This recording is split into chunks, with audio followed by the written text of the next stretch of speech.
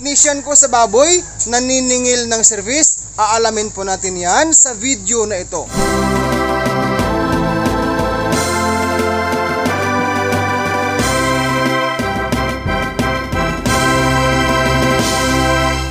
So, meron pong mga instances na nangyayari sa ating buhay sa pagiging backyard piggery na, hi guys, magandang araw po sa ating lahat. Sa video na ito, atin pong pag-uusapan guys kung naniningil na ba ang technician ko sa baboy sa bawat service na ginawa niya sa akin. So, sabi po kasi guys ni kabayang Cedric Pilarca, boss, gawa ka naman ng video about sa pagkuha ng technician, kung magkano ang bayad at yung sa mga agribit na may free technician, kasali ba ang gamot sa free or ang pag-service lang?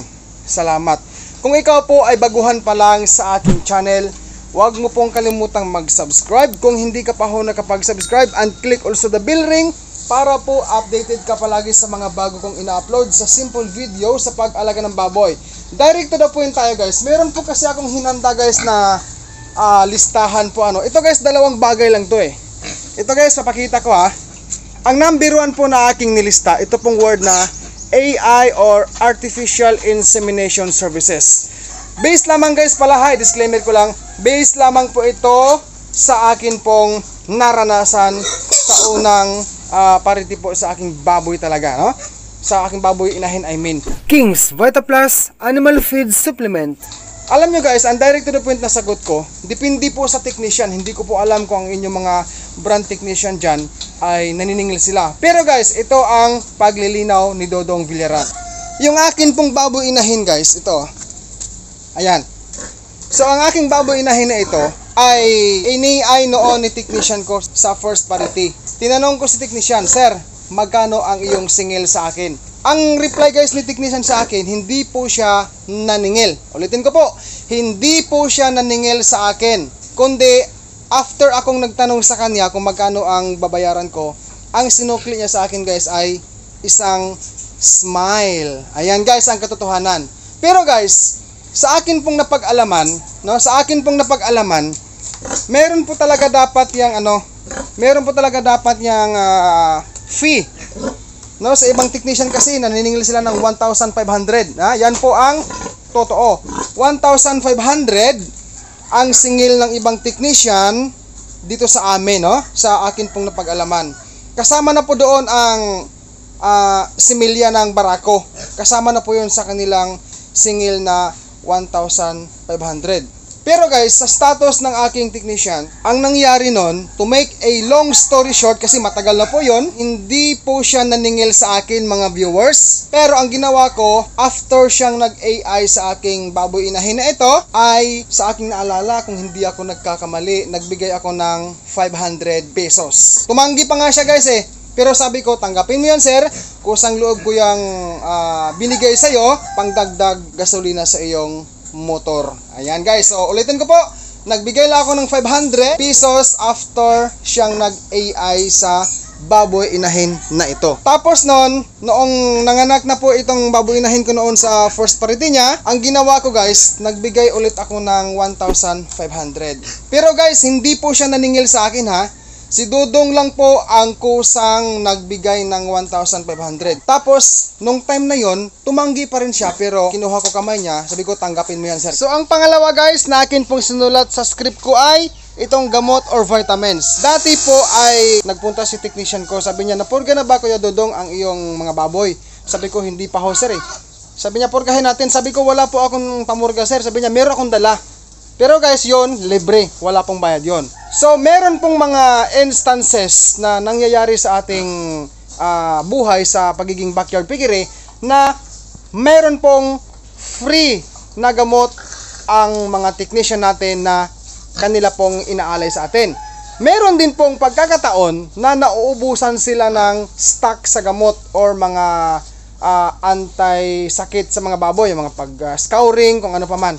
So magkaiba po guys, magkaiba po ang mga brand technician sa ating lipunan. Ang dahilan po guys kung bakit ako nagbigay ng 1,500 noon sa kanya after nanganak ang aking mother pig sa first parity ay isa sa mga reason yung nagtawanan kami guys. Sabi ko, anong gusto mo sir? Ikakash ko pag bayad sa'yo or biik na lang? Kasi guys, ganito yan mga beginners minsan depende po sa inyong napag-usapan or napagkasunduan ng inyong mga brand technician dyan. Pero mga technician na biik ang kinukuha nila sa pagbayad mo. Halimbawa, nag-EI sila ngayon sa iyong mother pig. Tapos, pagpanganak, saka mo siya bigyan ng biik. Siya ang unang pipili kung anong gusto niyang biik. Isang piraso lamang. Ngunit sa akin technician po ay malayo ang kanyang lugar, nasa kabilang probinsya po. Nagtawanan kami kasi sabi ko, kung biik ang aking ibigay sa iyo sir, ikakarga mo sa motor, baka mapaano ang biik kasi long distance masyado. Malayo kasi ang Iloilo at ang probinsya sa Antique. Kaya sabi ko, sige di bali na, si Lord na lang bahala kako.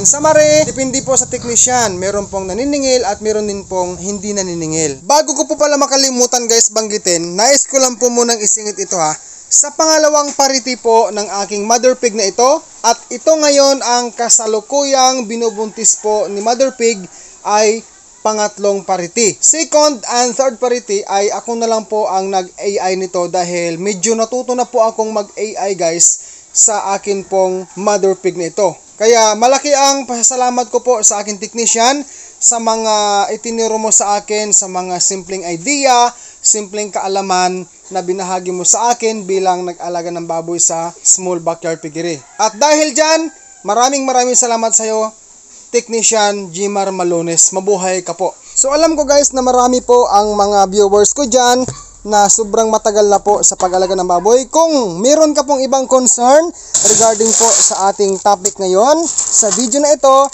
ay i-comment mo na lang po dyan sa comment section below para po malaman nating lahat. So, magbibigay ako ngayon guys muna ng pagkain kasi ang baboy ko ay kit-kit na ng kit-kit sa mga pader. Vicky, come on. Yeah.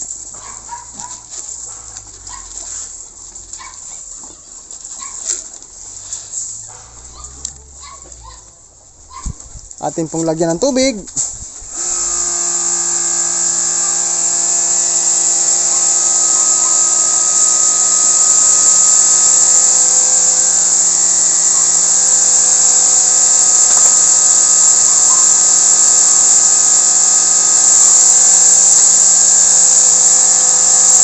So before we end this video, ang King's Beta Plus Animal Feed Supplement ay mabibili po sa Agri-Vet Stores nationwide. Meron po sa Shopee at may link po akong nilagay dyan sa description para po sa mga nais pong mag-direct order. So ang mga baboy ko po ngayon guys ay 1 month na po and 13 days simula sa pagbili ko sa kanila. Maraming salamat po for watching this video. Sa mga hindi pa ho dyan nag-subscribe, subscribe ka na po and hit the bell ring para po updated ka palagi sa mga bago ko pong ina-upload sa simple video sa pag-alaga ng baboy. Mabuhay po kayong lahat viewers. God bless po sa ating lahat.